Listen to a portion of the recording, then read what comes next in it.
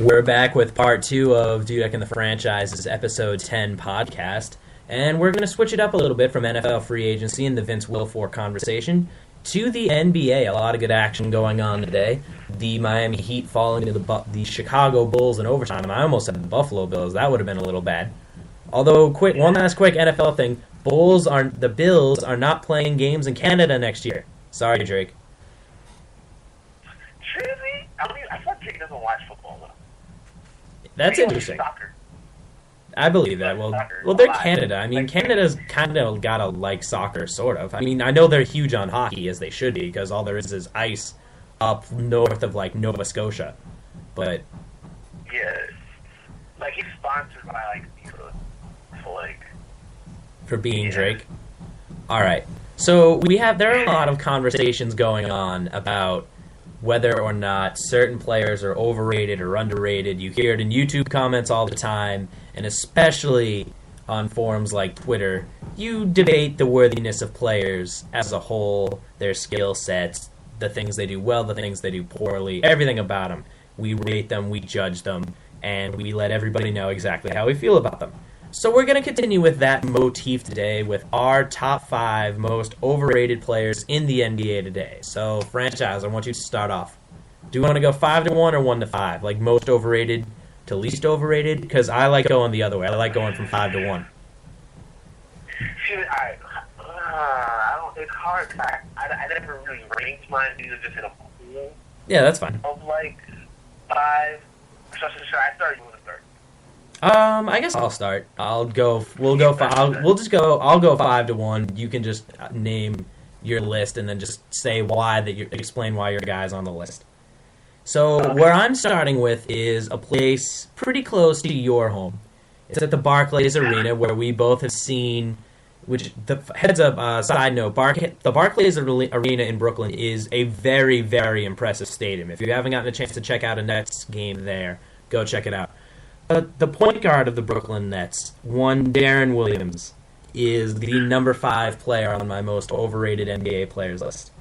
Here's why. He's got 14 points a game, 2 rebounds, which, whatever, he's a point guard. It's, not all guys are Westbrook and Rondo and can get rebounds all the time.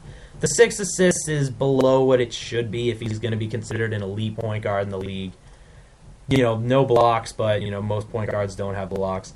He's shooting well as a whole, but he does commit almost 3 turnovers a game.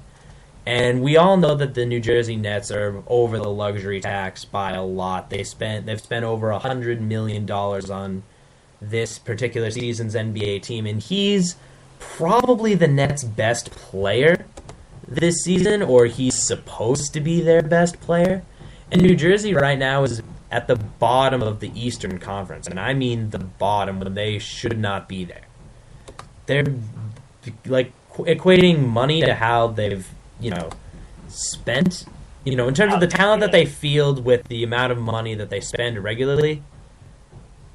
They're 6th currently in the Eastern Conference right now with a record of 500. And they spent $100 million on their entire team. They've already had Jason Kidd's bad coaching phase, and they're playing better now, but Darren Williams absolutely is not a part of it. And this is a guy who used to be mentioned with Chris Paul in a conversation as best point guard in the league. And now, I doubt he even cracks the top 5 now. Yeah. I mean, he was a little hurt. I mean, hopefully he comes back next year, but and does better. But yeah, I'm not sure if he cracks that top 5. I mean, if he does, he'll be by default. Like, that'll be because that 5th guy is just, like, it's not that good of a year. Well, I mean, we can name 5. Like, his stats have gone down each of the last 3 years in terms of points. He went from 21 to 18 down to 14 this year. His assists have gone down, too, from, mid-8 to low 8 to 6. So you can't really just get behind that guy, and people are still trying to act like he's a good player. I'm sorry, at this stage of his career, even though he's 29, he's overrated now. We have no choice but to say that. Yeah. I mean, right now he is. I mean, hopefully he can come back, because this list is not saying they can't come back to where they are presently rated. It just means that where we see them, where they are is lower than where people see them. I don't want anybody to take this the wrong way, saying they're just bad players. But yeah, Right. I would agree. I think that's a pretty safe one. Oh, let's just I don't know. We can name 5 point guards that are better than Darren Williams without thinking too hard, right? We can do that.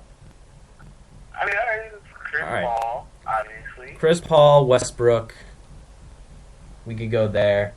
That's a pretty easy. Those are pretty easy ones. Tony Parker, another easy one. Yeah. John Wall is better now than Williams is. Steph Curry. Steph Curry, yeah, that's a good one. Steph Curry is a good one. Damian Lillard now is better than Darren Williams is. Did they put out the point now? Lillard? Yeah, Damian Lillard's a point guard. Sure. Damian Lillard's absolutely a point guard. Okay. It's how Wesley Matthews is allowed to start. Okay. So there's that. I mean, so is that 5 or is that 4? We've named at least 5, and I didn't even get into Rondo. We need 5. Yeah, we needed 5, Yeah, and we found it, without too much effort. Yeah, a little too much. A little too much, but that's not necessarily a bad thing. Again, but this is, we're just saying that Williams is overrated. We're not saying he's a good player. He's absolutely a top 10 point guard, but, he's closer to 8th than he is to 4th. Yeah. Yeah, I mean, it's yeah. I would say that's your first overrated player, right? Yeah, he's my, in terms of if I do a top 5, he's number 5, and I'm going backwards. So I go 5, then 4, 3, 2, 1. All right, so I'll go again. I'll just do 5. I'll just go straight down my list here. For number 4, the most overrated player, and I know I'm going to get pushed back on this one. It's John Wall, but there is a caveat. So John Wall is averaging a career high in points per game with 19.7. He's got 8.8 assists per game, 2 steals a game, all really good. The reason I had John Wall on my overrated list for a while is because, like Rondo and like Derrick Rose, he's not a good jump shooter. And I'm not really afraid of him as a jump shooter. His 3-point field goal percentage is absolutely abysmal. And I'm just thinking, how can you be a guard and have just that bad of a 3-point shooting percentage? Hang on, let me pull up exactly how bad his 3-point shooting percentage is. Because I believe it's in the low 30s, but I have to double check on that one. I mean, granted, he's only 23, so he clearly has room to grow, and he clearly has ample time to get off this list. And he probably will get off this list at some point. But, just right now for what people expect him to be. Oh, there we go. He's career average 3-point percentage is 29% from 3. This year he's shooting a career high 33% from downtown. That is your point guard of the Washington Wizards, ladies and gentlemen. Yeah, that's not that good. No, that's awful. Well, but I will say that he is getting better. And hopefully he ends up turning around. I mean, I kind of want to see the Wizards actually play well. I mean, they haven't been that good recently. Ever since Agent Zero left, Westbrook is the new Agent Zero. But yeah, I mean, he has his gift. He won the slam dunk contest. So, with an awesome dunk, by the way.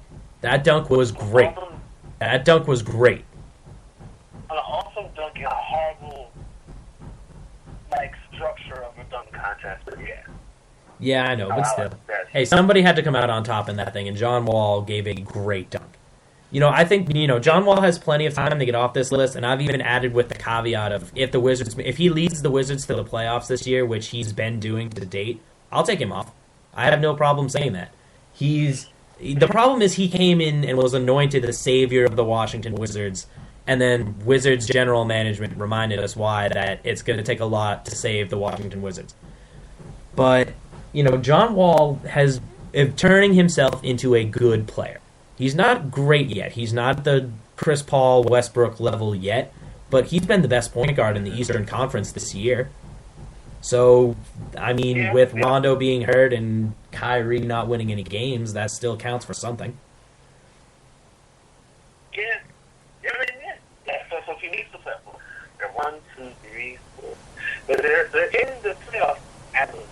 They're fifth as of So right he now. heard you.